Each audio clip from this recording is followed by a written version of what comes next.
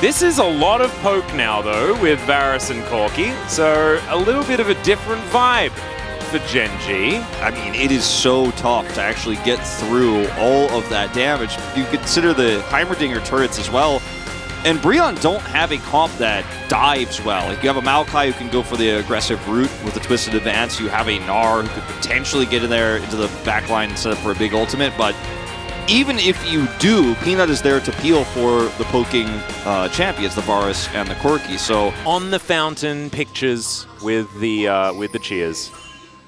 We got it. We got it this time. These are the things we're hyped about these days on 13.1, you know? Straight up. We take what we can get, you know? We're super hyped about fountains, and we're really hyped about Corki Azir. We didn't talk about the comps that much more. We were just kind of like, oh, look at that time to get the last part of that Gnar bar. But it's so complex, the way this draft has to go, against Shooty McShoot over here on Gen G. I got the Corki. I'm going to shoot at him from far away. I got the Varus from shooting far away. By the time I got Heimer turrets and a Wukong to sit on, so good luck. Yeah, he has himself an ace machine, and I don't think he's afraid to use it. Wolf, I think that's how it goes. Sometimes you get Corkied. They haven't been Corkied yet, and it takes a while for the Corki to get online. We'll see how long it's going to take Chovy to do so. We'll see what kind of build he's going to go for as well. Delay the Herald, then they might be able to get some value with the package.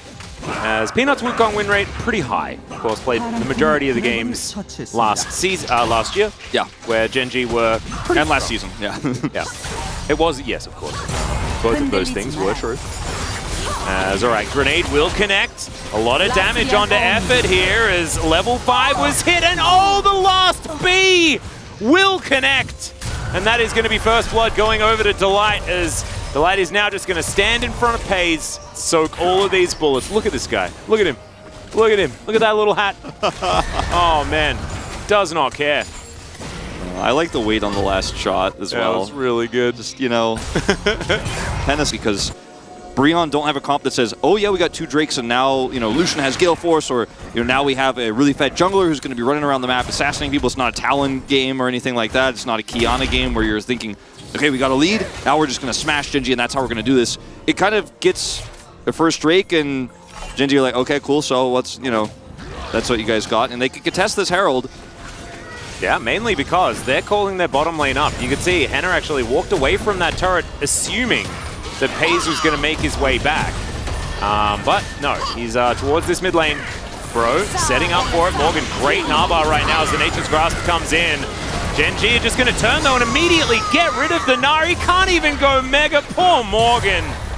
As teleport towards that bottom lane, Henna got 1 turret plate. It's not a massive amount. And Chovy now just going to come back and grab even more farm. Yep. Rift Herald probably going to be given to him too. So want to accelerate the Corki as fast as possible.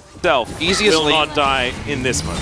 Easiest lane to dive because, you know, you've got a Azir with flash in mid, so tough to actually set the Herald up there. So they went for the greedy play for the easy Herald money for Doran, but he actually holds it off for now. Now that the Narbar is done though. If at first you don't succeed, Wolf, you try, and you try again. Peanut has flash, might not need it. Morgan may just die. He's gonna do the same thing again. He's doing the same thing again. Morgan's really loving the Year of the Rabbit with all these hops, man. Absolutely is. Umpty's going to throw the Nature's Grasp through. There it is, one more time. As the bullet, oh, Pays! He did it for you! Why could you not do it for him as Morgan dies to the turret in the top? I don't know what shenanigans are going on up there. Top 13 anime betrayals. Oh yeah, as Pays is now going to try and fight Umpty, but it's not going to work. He's going to get Brambley smashed. I can see it, there it is. I told you, and it happens. So top side here, Morgan did go down eventually there, and this is going to be Doran picking up a lot of money. No Herald committed, but big money actually going over to the side of BRION here, bottom side to kill. No, that was an execute. Jack Show now completed for Doran, which is an interesting choice. Don't see that all that often. Oftentimes it is the Frostfire Gauntlet that is picked up. Gen G should be able to use this package in order to lock down this Drake, but no, Umpty's going to steal it away. Cyclone doing a lot of damage there to Karis. Emperor's Divide does come through as Chovy delivered a package to them, but now Nature's Grasp to come down yet again. Peanut diving forward one more time, but the Heimerdinger's already dead, and Bro are winning the fight. Oh my goodness! FaZe is popping off though, and that is going to be the win, the triple kill in the end. And he dodges the sapling, cherry on top. 4 kills for the Varus now. And this is the FaZe we've heard so many stories about. You have a scrappy team fight, goes long, his positioning is good, and he's going to pick up triples, quads, pentas. That's his play style, man. And in this draft, he has a lot of room to do so. But that was a very messy fight, and we'll take a look at it again here as Gen.G are trying to hold on to this Drake while Corki's trying to set up for the package flank like you were talking about. This Drake is stolen, and the Cyclone here doesn't actually lock Karus down or kill him. The Emperor's Divide pushes Peanut away, and he doesn't have ult anymore. And this fight now is just long-term real good damage here for Bro, so they actually end up winning it until FaZe comes in and cleans up house with an amazing Q that hits 2, then hits the W, comes here into the brush. That was actually so well played by him. Looking back at it again, hitting that double Q there was so huge. Gets away from the sapling. Clean stuff. Really nicely done. You can see the steroid able to finish off the play very, very nicely. So FaZe now extraordinarily accelerated in this game. Also, Chovy didn't die or anything like that. He now has at least a Tiamat done. Quite know exactly what his itemization is just yet. Yeah, I just Ravenous Hydra already completed. Yeah, just wait and see. Yep, it is. Yeah, he's got that one, and Cole completed as well. Tier coming through, so Muramana will be the next item of choice. Well, there is the all-out onto Morgan. His Nabar is relatively high, but he's not going to be able to use it. That is going to be Peanut picking up the kill. But they may not necessarily need to, as Gen.G is just going to wander towards the Baron.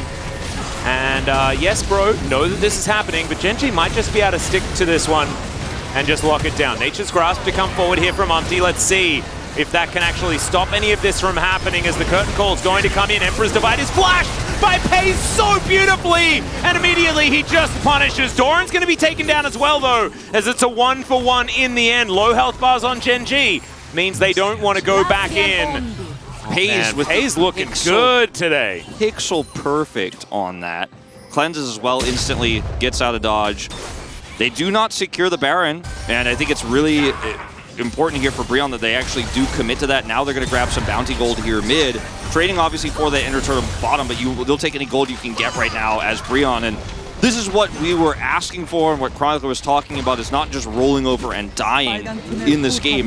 There's a lot of problems obviously that they have to face, and this is just one first step. But look at the reaction time here for FaZe. It's rooted. And here comes Karus. He's like, I got this. No. Oh, and that was said no. That was cleanse flash. Yeah. Pixel perfect timing. Pixel perfect. Amazing play. That was really, really. It's those young people reaction times, Wolf.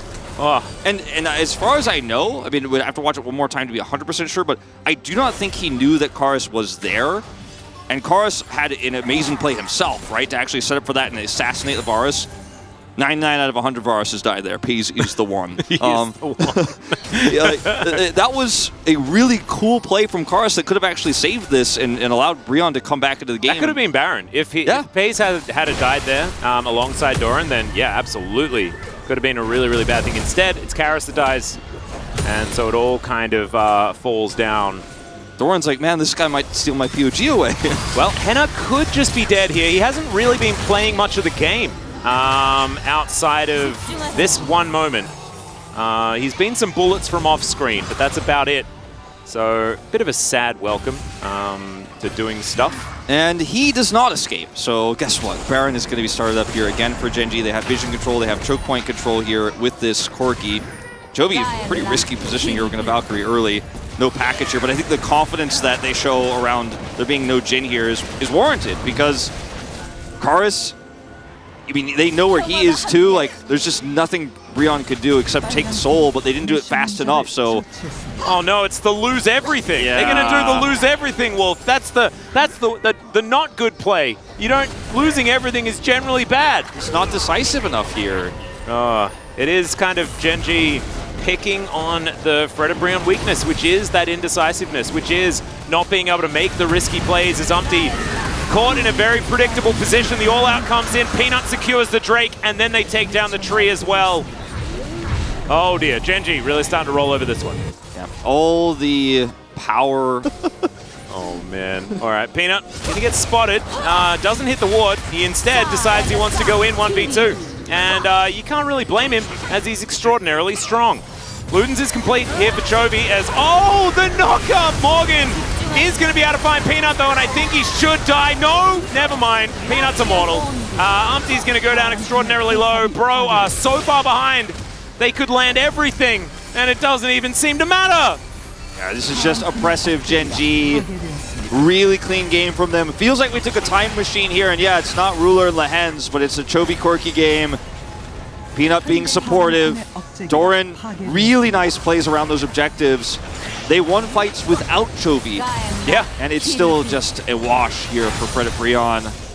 I mean, 3-item Corki, 1.5 for Karis. Still hasn't actually finished that Void Staff just yet. And Karis is having a bit of a nightmare of a series so far as well. Zia really not working out, of course, has been one of his favorites for a long time. As we're going to check this out, Umpty was on the flank. Nature's Grasp actually to stop Pace from getting in there, but Chovy's just killing wolves. Like, this is just quintessential Chovy. He's like, oh, you guys are fighting Peanut, you went in, hold on, let me get this wolf real quick, yeah, and then I'll come for the fight. And this you is know what happened, of the game. They won the fight. Okay, imagine if this works. I don't think it will, but imagine if this works, Wolf. Well, I watched a lot of crazy stuff like that yesterday, so I don't have to imagine too hard, you know? Look at these kitty cats in the brush. Umpty can just, I mean, he puts down a control ward. He can get in there. There's a Nature's Grasp. Genji, vacate the area. Do they flip? No, they say no. Yeah, they're not. So one specific team could learn from this, but, you know. Bro do get in there, but Doran, I mean, he now knows that the pajama tree is behind him, and now Umpty's by himself. I have a feeling he will die. He's trying his best to run away, and yeah, he's real dead. Doran's going to pick that one up, and now Genji moved back to the Baron. It was a cute idea. You saw the thought process. It didn't work, and now Genji will probably get Baron and win the game. It's the Umpty long con play, you know? We've seen it before. It's worked before. It's worked a lot, actually, believe it or not. But in this case, Genji just say, no, I'm not going to risk it. He ulted. Back off. Someone should tell KT about what just happened. Yeah, that's what I'm saying. One team can learn from this. Yeah, there is definitely a team that could learn from this. They won't, because they have to break our brains at every opportunity. But this is definitely a good example of how you take an objective without having to risk anything if you have a huge lead. And Genji playing it beautifully. Package now in hand for Chovy. Karis just disappears. Yeah, he takes so much damage. Look for these rockets. Not a whole lot of them have been landing on. Oh my god, never mind. Okay, well, now Karis going to take, yeah, 1, 2. Chovy just hanging out. Package going to be taken away, thrown to the heavens. Doran taking a fair bit of damage here. Henna does still do a fair bit as, oh my god, these zoom-ins make it so scary.